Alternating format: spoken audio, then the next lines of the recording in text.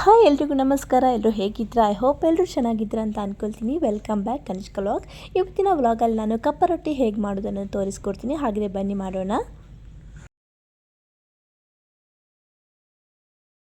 ನಾನು ಇವತ್ತು ನೈಟು 2 ರಿಂದ 3 ಗ್ಲಾಸ್ ರೇಷನ್ ಅಕ್ಕಿಯನ್ನು ನೆನೆ ಹಾಕಿದ್ದೇನೆ.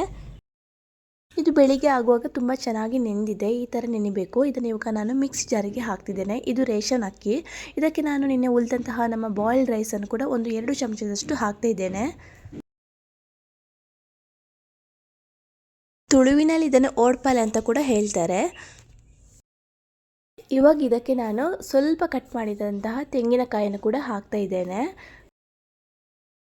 ಹಾಗೂ 2 ಸ್ಪೂನ್ನಷ್ಟು ಕಾಕೋನಟ್ ಆಯಿಲನ್ನು ಕೂಡ ಹಾಕಿ ಅದಕ್ಕೆ ಎಷ್ಟು ಬೇಕೋ ಅಷ್ಟು 2-3 ಗ್ಲಾಸಷ್ಟು ನೀರನ್ನು ಹಾಕಿ ಇವಾಗ ಚೆನ್ನಾಗಿ ಗ್ರೈಂಡ್ ಮಾಡ್ಕೊಳ್ತಿದ್ದೇನೆ.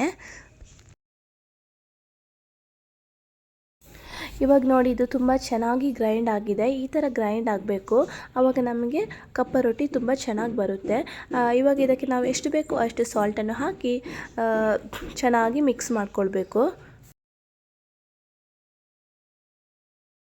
ನೋಡಿ, ಕಪ್ಪ ರೊಟ್ಟಿಯನ್ನು ನಾನು ಈ ಮಣ್ಣಿನ ಕಾವಲಿಯಲ್ಲಿ ಮಾಡ್ತಿದ್ದೇನೆ. ಇದಕ್ಕೆ ಸ್ವಲ್ಪ ಆಯಿಲ್ ಹಾಕಿ ಇದನ್ನು ನಾನು ಸ್ಟವ್ ಮೇಲೆ ಇಟ್ಟಿದ್ದೇನೆ. ಸ್ವಲ್ಪ ಬಿಸಿಯಾದ ತಕ್ಷಣ ನಾನು ಇವಾಗಲೇ ರೆಡಿ ಮಾಡಿಕೊಂಡಿರುವಂಥ ಹಿಟ್ಟನ್ನು ಕೂಡ ಇದಕ್ಕೆ ಹಾಕ್ತಿದ್ದೇನೆ. ಇದು ಬೇಯಬೇಕಾದ್ರೆ ಇದಕ್ಕೊಂದು ಪಾತ್ರೆಯನ್ನು ಮುಚ್ಚಬೇಕು. ನೋಡಿ, ಈ ರೀತಿಯಾಗಿ ಬಂದಿದೆ ಕಪ್ಪ ರೊಟ್ಟಿ. ತುಂಬ ಚೆನ್ನಾಗಿ ಬಂದಿದೆ. ಇದನ್ನು ಮ್ಯಾಂಗ್ಳೂರಲ್ಲೆಲ್ಲ ತುಂಬ ಜಾಸ್ತಿಯಾಗಿ ಮಾಡ್ತಾರೆ. ತುಂಬ ರುಚಿಯಾಗಿರುತ್ತೆ.